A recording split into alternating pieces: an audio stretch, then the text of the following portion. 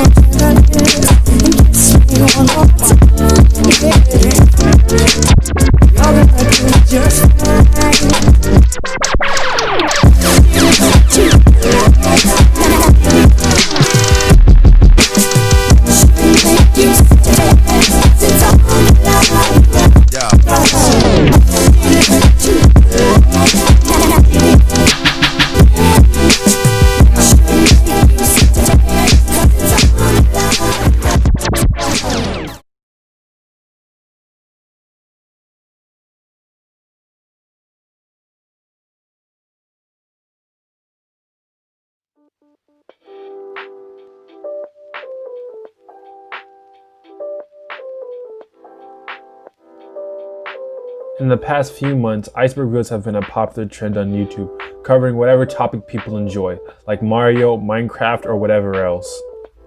The whole trend was originally started from Reddit when a user posted an iceberg picture representing how knowledgeable a fact or rumor is in a fan base.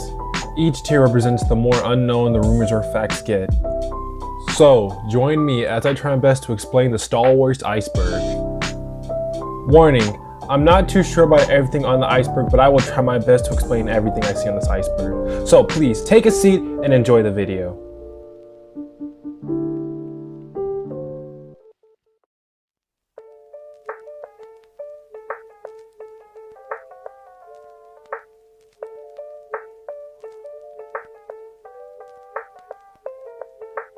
Darth Jar Jar is a popular theory that Jar Jar Binks is much more than a slapstick character from episode 1.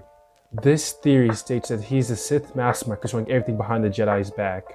There have been more popular YouTubers covering this theory in depth, but the TLDR version of it is Jar Jar is using his force powers to survive encounters with droids by using these powers to dodge blaster shots and using force mind tricks to persuade the Senate to give all power to Chancellor Palpatine.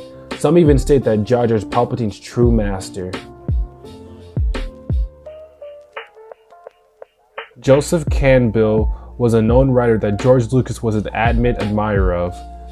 J. Campbell's most well-known book was Hero with 1,000 Faces, which later inspired George Lucas to make the mythology of Star Wars. George Lucas even got to meet Campbell, and later they became really good friends. J. Campbell passed away at the age of 83 in 1987. George Lucas even called him "my own Yoda."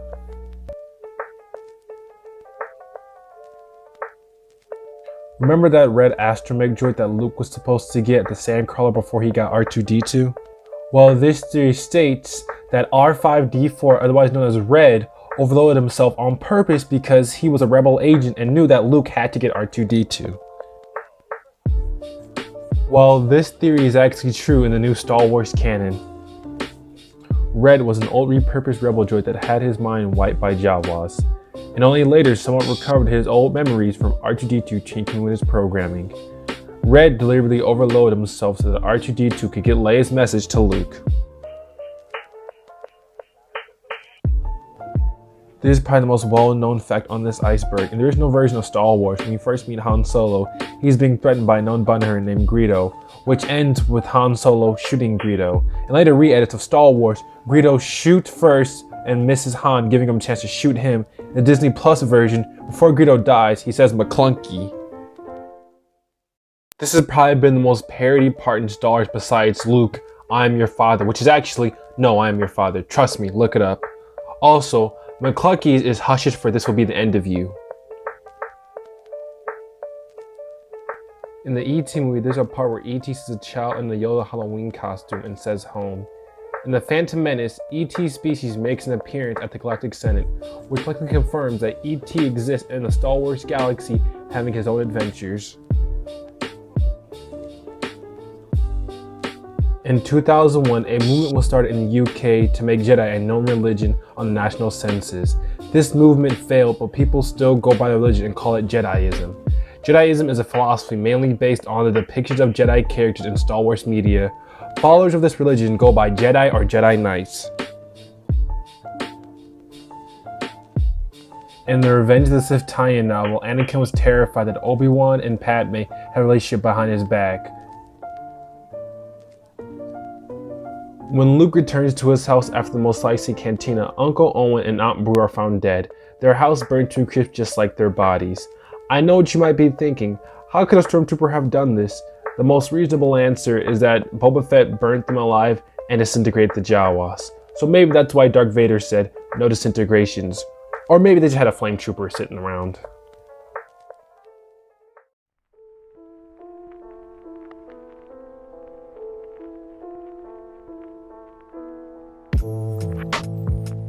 The Battle of Endor is meant to mirror the Vietnam War, with the Empire representing the USA and Ewoks representing the Vietnamese people, because they used surprise attacks from trees and used traps to capture stormtroopers. George Lucas was heavily against the Vietnam War at the time, and even based parts of Palpatine off the president at the time, Richard Nixon, because of the way he lied to the Senate to prolong the Vietnam War and even escalate the situation. This theory states that Obi-Wan Kenobi and Ben Kenobi are two different people, and that the Federal trade cloned Ben Kenobi because of his vast powers in the Force. This theory also states that the clone is Obi-Wan Kenobi we met in Episode 1 in most of Clone Wars, while the actual Ben Kenobi was given other orders which eventually led him to exile himself to watch Luke Skywalker on Tatooine. This theory states the old Sith Lord, Darth Plagueis, created Anakin from using midichlorians to get Anakin's mom pregnant. Well, this theory isn't completely true, but there's a lot of evidence supporting it. Let me explain. Darth Plagueis was obsessed about finding out how to control life forms and did experiments to control midichlorians to create new life forms. Well, I mean, Anakin's mom did say midichlorians did get her pregnant, so maybe this is true. When Star Wars Episode 5 was released in the UK, a short film called Black Angel was shown before the movie. Black Angel is a story about a knight named Sir Maddox who returns to his home after he returned from the crusade. Returning home, Sir Maddox finds his home covered in sickness and his family gone. Maddox journeyed through a mystic land to meet a beautiful maiden who was held prisoner by a Black Knight. To free her from this knight, Maddox must confront her capture, the Black Angel. This film has really nothing to do with Star Wars, but it's really interesting lost media. Yes, you heard me. Black Angel's lost media. Until it was found in 2011. Now the whole short film is getting an adaptation which is being funded through crowdfunding, so I guess it's not lost media anymore. In Return of the Jedi, there's a shot where Princess Leia has a conspicuous longer fingernail than the rest of her other ones. A coke nail is a nail that is used for scooping up powder cocaine. A lot of people at the time were rumored to have coke nails, and while it is true that Carrie Fisher did have a severe drug problem in her later years, but even in the original Star Wars trilogy, she admitted during the scenes on Hoth, she used cocaine during reshoots. Recent speculation theorized that after the sequel trilogy wasn't well liked, to backpedal some more, Rey will be sent back in time to Episode 1 and she will take the name Shmi and will give birth to Anakin, who's actually the son of Kylo Ren. Not gonna lie, this theory sounds a little nonsensical, but at the same time, after the sequel trilogy being a trash fire, you never know sometimes. I know what you might be thinking, it's just a ploy made out of Star Wars in Turkish. Well, you're wrong. So wrong. It's this.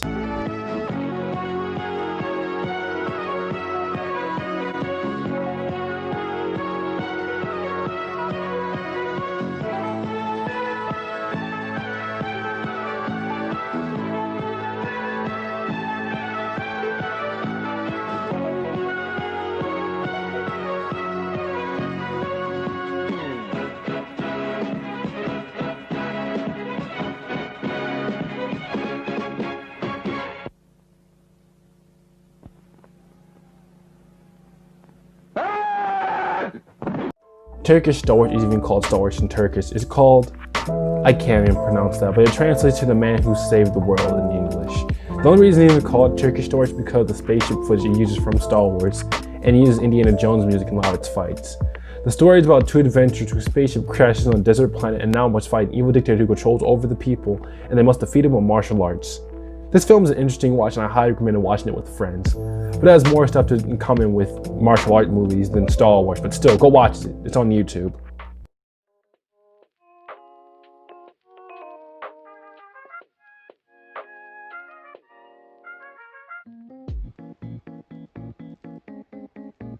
This theory states that the re-edits of Star Wars are rebel propaganda to make the Rebel Alliance look in a better light, such as making Greedo shoot first in the re-edit so Han isn't a cold-blooded killer. A well-known book series called Aragon is very similar to Star Wars, and in some way rips off Star Wars beat for beat. While I don't think it's a complete ripoff of Star Wars, it has very close similarities, especially in the character dynamics. Which, speaking of characters, let's take a look at some of them. Oregon is a simple farm boy who's thrown headfirst into adventure. Brahm is an old, wise, eccentric man who tells Oregon that his father was a great warrior. Let's take a look at one last character. Oramus is an old, wise sage who teaches Oregon the skills to defeat the villain. There are a lot of comparisons, but those are the big ones that people say are very similar to Star Wars, so maybe it is a ripoff, who knows. George Lucas filmed an early version of Han meeting Jabba, but instead of using a CGI creature, Jabba the Hutt was a fat human man played by Declan Mulholland, and then soon was officially replaced by a CGI creature. But they did use Declan Mulholland's voice redub to become Jabba the Hutt's voice, and also became the fictional language known as Huttese. This is actually a really interesting theory. The backstory movie Solo is meant to mirror George Lucas's life. Here are the three main parts of this theory. George Lucas was an avid race car enthusiast and enjoyed racing vehicles with his friends in Modesto, California. In Solo, Han's known for his incredible driving skills and piloting skills. Another interesting connection is that in his youth, George Lucas applied to join the US Air Force but was ultimately turned down because of his numerous speeding tickets. Similar to in Solo, where Han applies to be an Imperial pilot but is turned down and relegated to be an infantry soldier. This final part connects to everything. Before George Lucas made Star Wars, he made a movie called American Graffiti, which was a coming-of-age comedy. This movie stars a lot of well-known actors you might know, but most importantly stars Ron Howard, who would later direct, that's right, Solo. American Graffiti was Ron Howard's big break in Hollywood, so a lot of people think that Solo was made as a thanks to a friend and an honor to George Lucas's legacy. In an old Star Wars comic, Han and Chewbacca crash on Earth and get into wacky hijinks, and Chewbacca later inspires the urban legend of Sasquatch. Crazy story, right? Also in this book, Han gets killed by Native Americans and Chewbacca meets Indiana Jones, so yeah. A canceled Clone Wars novel written by William C. Deitz. The story was about Shaak Ti leading a rescue mission to save Republic prisoners from war on the planet Dragu, where they were being held captive by Dark Acolyte Artai Dark. 1313 is a canceled Star Wars game featuring Boba Fett navigating Coruscant's underworld metropolis of level 1313. The gameplay was a third-person duck and cover shooter, but was later canceled after tier development in 2013. With the following purchase of Lucasfilm by Disney, the vast majority of the staff working on Star Wars 1313 were laid off alongside the closure of LucasArts video game unit. Horses exist on the planet of Endor and were used as cavalry for Ewoks. Mount Sauron was a mountain on the fourth moon of Endor. The tip of the mountain was sentient and had the power to heal people with its tears, hence the name Mount Sauron, because he's depressed. No, this isn't a creepypasta about lost episodes of Clone Wars. It's in fact 13 episodes that were retracted from Cartoon Network scheduling for some reason. Don't worry, a year later, Cartoon Network released the episodes on February 15th of 2014. This states that lightsabers are somewhat sentient, as shown in The Force Awakens when Rey grabs Luke's old lightsaber and sees visions from the original trilogy. This states that Pink Floyd's Dark Side of the Moon syncs up with The Force Awakens. I'm not really sure exactly what that means, but from researching, that means playing The Force Awakens and Dark Side of the Moon perfectly sync up together.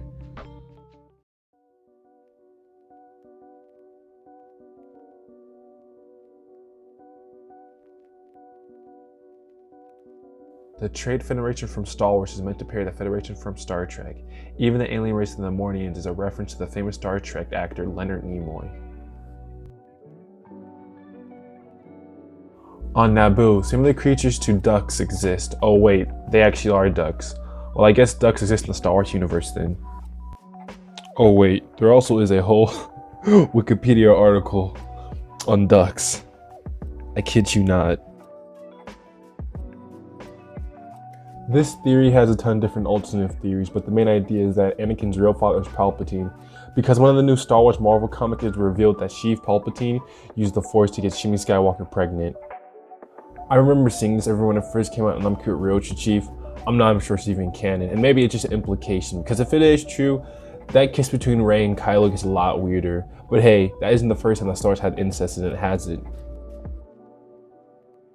A lost Canadian film that most people can't agree what it's even about, but from an old post I found, explained the story follows a group of kids that were hooked into a TV and went to a world called Star Wars City. The city wasn't even closely relating to anything to Star Wars and didn't even have any Star Wars characters in it. The world had more in common to do with the Star Trek universe than the Star Wars. That's all we know today. Maybe this guy is lying, but this thing we'll probably never know about.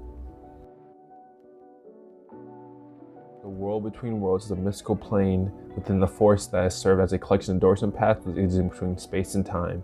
This was originally used in Rebels to show important moments in the Star Wars universe.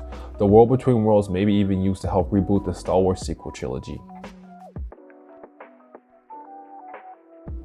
The original version of the Star Wars script had a completely different story from what we know as Star Wars today. The story followed two brothers named Deke and Anakin Starkiller, who were sons of a great Jedi named Kain Starkiller. The story is still very similar to the original trilogy, but also has completely different things, such as making Luke a side character, and Deke dies, making Kain promise to avenge his fallen brother. The aliens from Arthur C. Clarke's famous book Childhood Ends make an appearance in the Mos Eisley Cantina. The alien race was later confirmed to be in the Star Wars universe and were named Devilronians. One even makes an appearance in Mandalorian as a proud bounty hunter. A lot of people think clone troopers are gay because when they hear about clone troopers having children. For the most part, I probably thought clone troopers were probably infertile, but I guess that isn't true. In a new Star Wars book called Star Wars Force Collector, the main character Kyle meets a man who claims to be the son of a clone trooper, but admits he never met his father. So yes, clone troopers can have kids, and it is very rare. But some clone troopers are probably gay, and that's cool. Hey, proud of them. I couldn't really find anything on this, mostly because it's probably a joke, but this article does explain that J.J. Abrams donated money so that Georgia had better abortion laws. So I guess that is something.